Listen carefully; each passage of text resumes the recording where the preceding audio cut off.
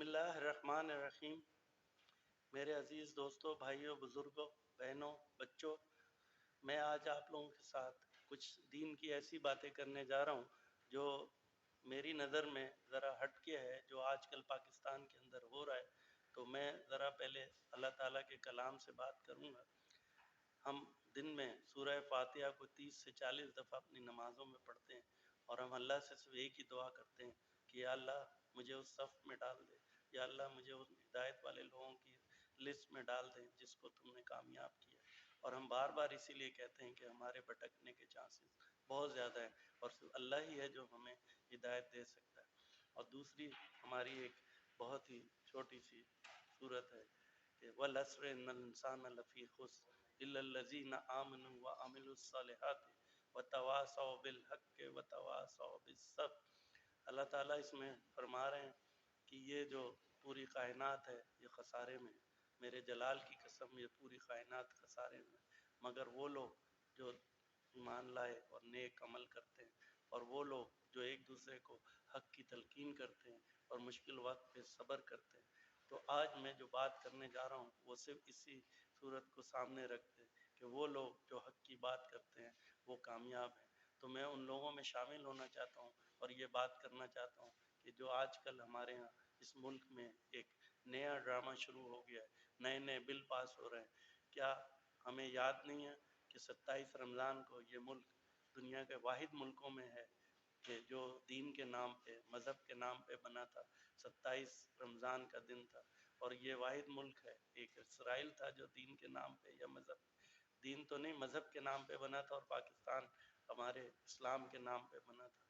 اور ہم نے پھر کیا کیا اس کا، اور آج ہم جو اتنی مشکلوں میں، اس کی وجہ ہے کہ ہم نے دین کو چھوڑ دیا اور وہ چیزیں اڈاپٹ کر رہے ہیں جو مغرب میں اور بربادی لا رہے ہیں، اور ہم اسی کو اڈاپٹ کیے جا رہے ہیں۔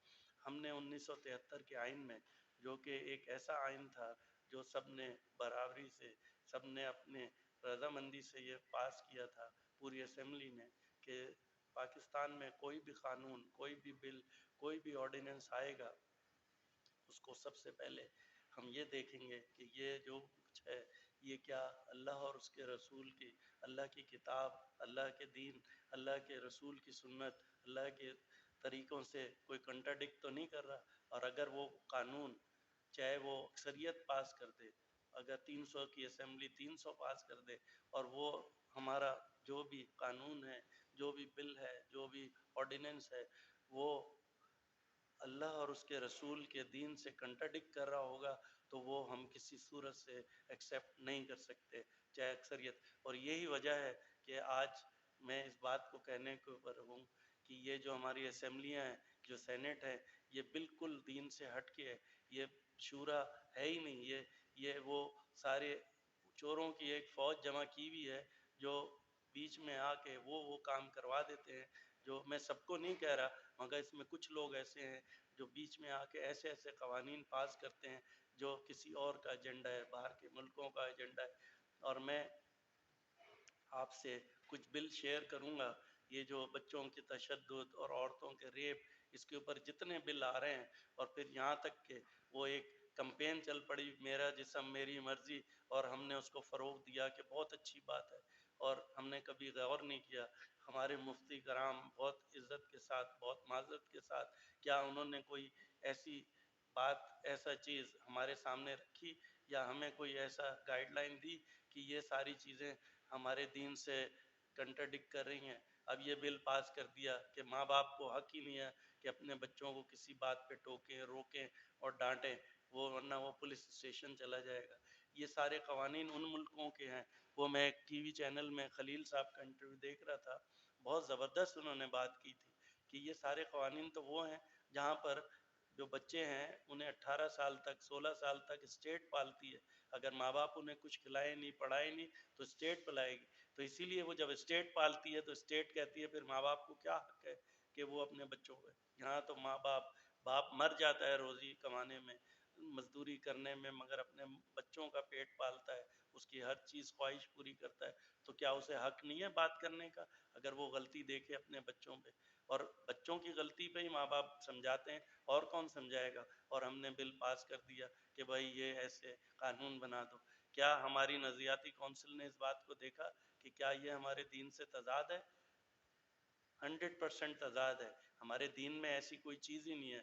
ہمارے تو قرآن میں، ہمارے حدیث میں بہت جگہ اللہ تعالیٰ اپنے بچوں کو سختی کرنے کا حکم دے رہا ہے، بیوی پہ سختی کرنے کا حکم دے رہا ہے. تو کیا وہ سارے ہم نے وائلیشن دین کی کر دی ہم کہ یہ قانون زیادہ اچھا ہے؟ وہ ہمارے جو پیغمبر 1400 سال پہلے جو دین لایا، اور وہ دین قیامت تک کے لیے، یہ کوئی ایسا تھوڑی 21ویں صدی میں یہ دین پورا ہو جائے گا، یہ قیامت تک کا. اور اللہ کا یہ وعدہ ہے، وہ انسان کو سزا نہیں دیتا، وہ بلکہ ایسے قوانین لاتا ہے، ایسے رستے بناتا ہے جس سے یہ گمراہی کی رستے روکے، اور وہ پہلے ہی وقت سے وہ رستہ روک دیتا ہے جو آگے جا کے اللہ کو پتہ تھا کہ یہ جا کے ایسے گمراہی میں جائیں گے جہاں پر یہ نکاح اور عام جانور میں کیا فرق ہے؟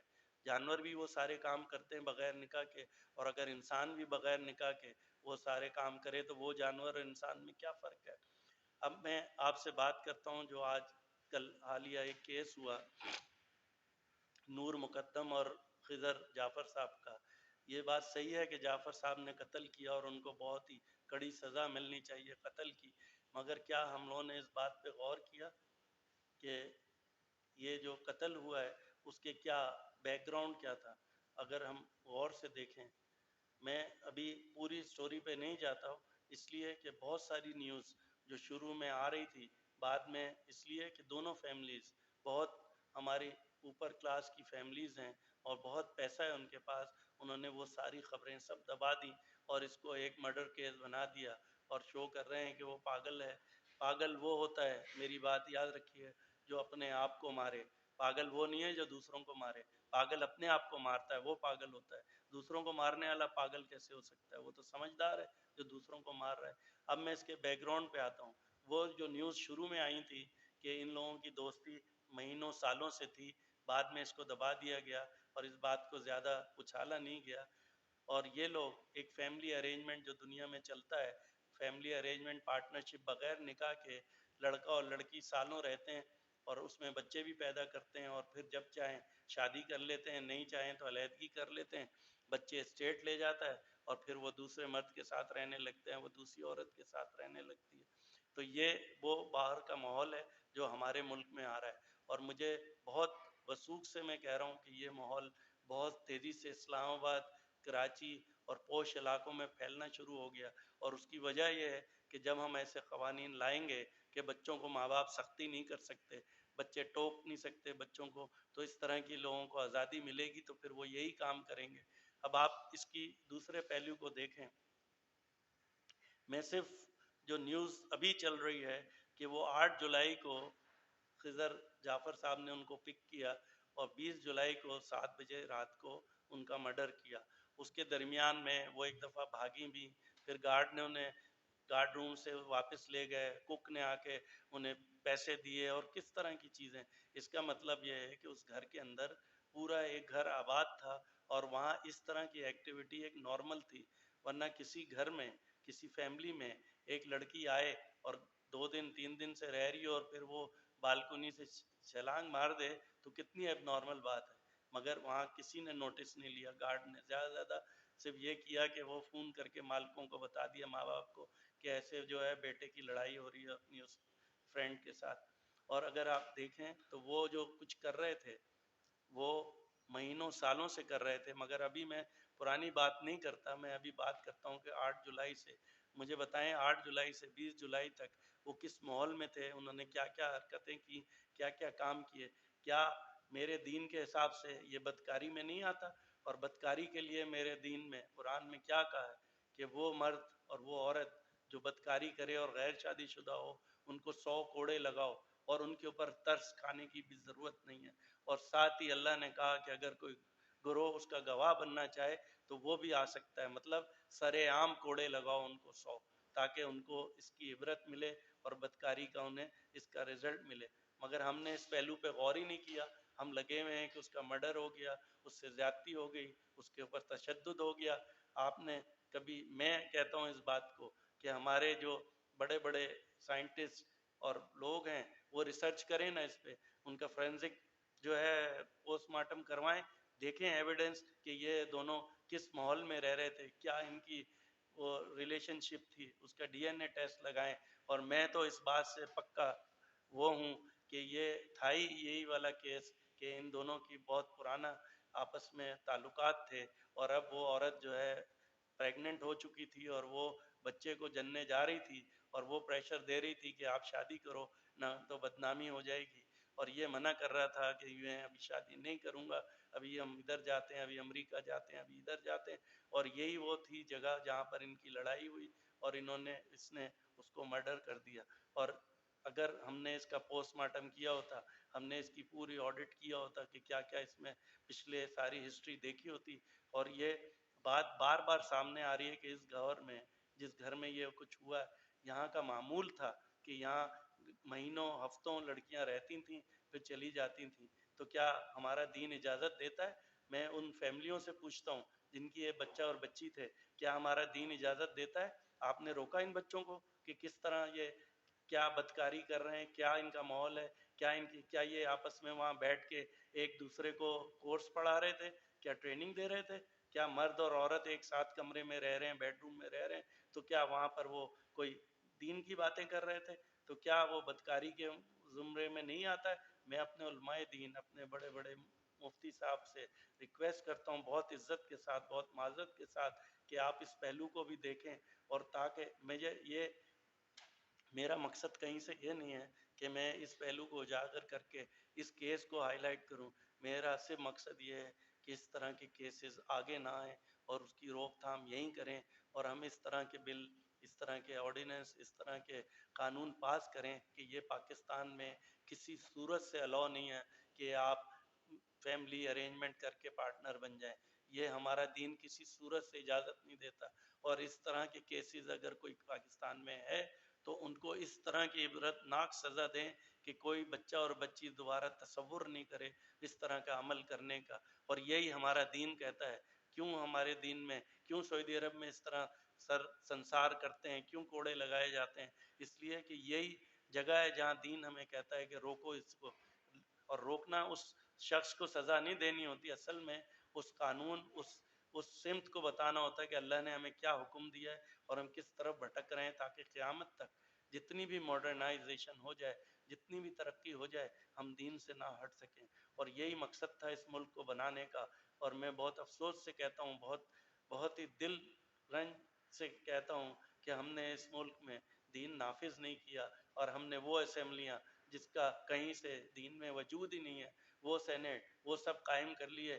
اور اس سے ہم سمجھ رہے ہیں کیا آج اسمبلی کے اندر سارے 300 کے 300 یہ بات کہہ دیں کہ شراب حلال ہے تو شراب حلال ہو جائے گی؟ کیا زنا حلال ہے تو حلال ہو جائے گا؟ نہیں ہو سکتا. یہ اکثریتی نظام ہی نہیں ہے دین کے اندر. اگر ایک آدمی کوئی دین سے بات کرتا ہے اور 200 آدمی کہتے ہیں دین کے خلاف بات کر رہے ہیں، کنٹرڈکٹ، تو وہ مانی جائے گی ایک آدمی کی بات. اور سب سے پہلی بات تو ہمارا تو دین ہمیں سب چیزیں کھول کے دے کے گیا ہے، ہمیں تو کسی اور سے معلوم ہی نہیں کرنا. جائیں قرآن میں دیکھیں، جائیں دین کی ہماری تفسیر دیکھیں، حدیث دیکھیں. میں آپ کو یہاں پر ایک مثال دیتا جاؤں. حضرت ابو بکر صدیق رضی تعالیٰ عنہ جب حضور صلی اللہ علیہ وسلم کے وصال کے بعد خلافت پہ آئے تو پہلے جمعے میں وہ جب منبر پہ بیٹھے تو انہوں نے بیٹھتے ہی سب سے پہلے کیا بات کی کہ اے لوگو، میں اتنا، میرا جو تقویٰ تھا اتنا زیادہ نہیں تھا، مجھ سے بھی زیادہ تقوی والے لوگ ادھر موجود ہیں، مگر آپ لوگوں نے یہ منصب مجھے دیا ہے، تو میں اب آج کے بعد ہر وہ کام، ہر وہ چیز جو اللہ کے دین کے لیے ہے، اور کمزور کا ساتھ دوں گا اور طاقتور کے خلاف ہوں گا جو بھی ظلم ہوگا. اور یاد رکھو اے لوگو، اگر میں کوئی حکم دوں گا آپ کو اور وہ دین اور اللہ کی نبی کی سنت کے ساتھ ہو تو آپ پہ لازم ہے کہ آپ اس کو فالو کریں، اور اگر آپ اس کو فالو نہیں کریں گے تو آپ گناہ کریں گے. اور پھر رکے اور اس کے بعد پھر کہا اے لوگو، اگر میرا کوئی حکم دین، اللہ کے دین، حضور کی سنت کے خلاف ہو تو آپ پہ لازم ہے کہ آپ اس کو فالو نہ کریں. اگر آپ فالو کریں گے تو آپ گناہ گار ہوں گے. یہ کون کہہ رہا ہے؟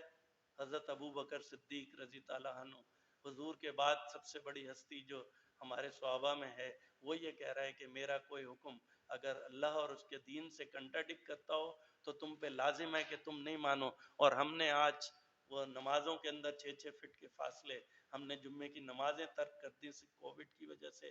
ہم نے خانہ کعبہ میں فاصلے کر دیے صرف اس لیے کہ ہمارے حکمرانوں نے فیصلہ دے دیا کہ فاصلہ رکھنا ہے اس لیے کہ کووڈ لگ جائے گا.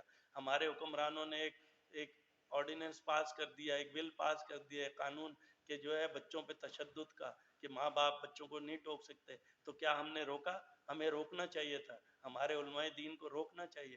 اور بڑے بڑے ہمارے مفتی حضرات، میں بڑی عزت کرتا ہوں بڑی معذرت کے ساتھ کہ ان کو آگے آنا ہوگا، نہیں تو اللہ تعالیٰ ان ساری باتوں کا، میں نے آپ کو پہلے سنایا کہ وہ لوگ جو حق کی بات کرتے ہیں اللہ کے نزدیک وہی کامیاب ہیں.